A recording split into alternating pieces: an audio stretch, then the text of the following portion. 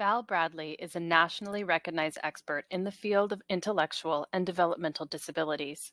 Nearly 50 years ago, Val founded Human Services Research Institute, and in 1997, she co-founded National Core Indicators. In honor of Women's History Month, we hear from our very own history maker in her own words.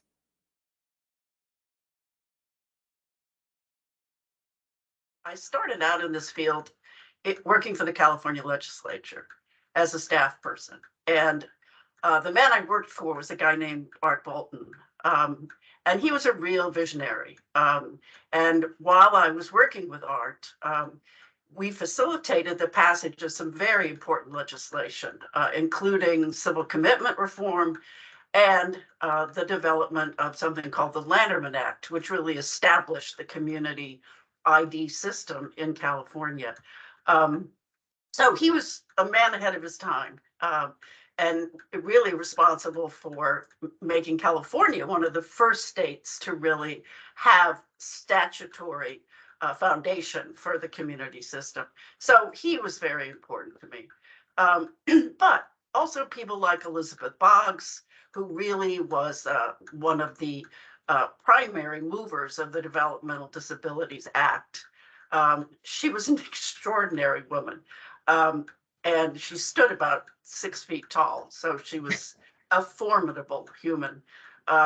She was a mom of a man with pretty severe disabilities, who at that time was living in an institution.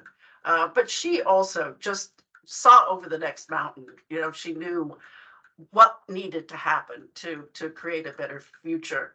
And then Gunnar Dibwad, who so he was emerita professor at Brandeis University, but he was the first executive director of the ARC in the 50s. He was on the President's Committee on Mental Retardation back then, and was just a wonderfully warm, empathetic man who, again, you know, envisioned the family support movement and other important moves to reform the system of services. So I would say those three had a big impact on me. National Core Indicators.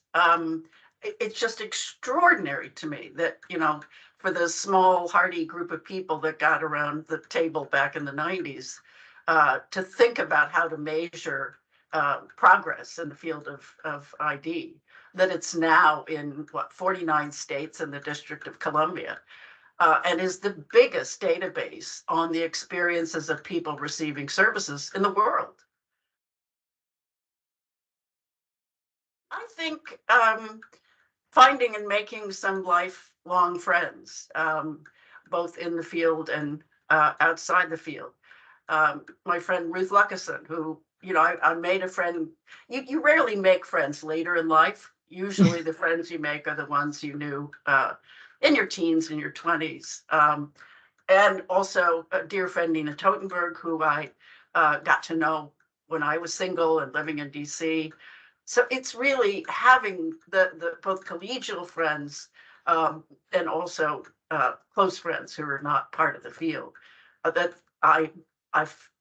it brings me a good deal of joy to know that there are women around the country who I can call at a moment's notice and they would understand and sympathize and support me. That's wonderful.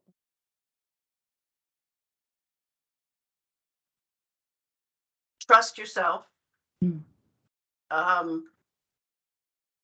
Know what your strengths are and what they're not. Mm-hmm.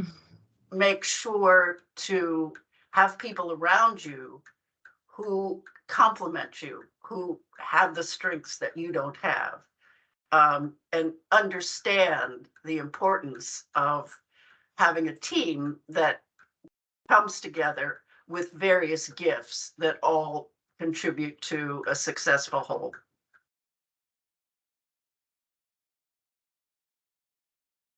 The older you get, the more you realize that nothing is ever final. The gains that we made, certainly institutions have closed, but you've got to be vigilant continually with any kind of reform. because there are always forces that will drag it back. You need to continue the pressure on the system. You can't give up, because once you do, it's like, pushing water out. Once you take away the dam, the water comes right back in again. So that's the one lesson I think I've learned.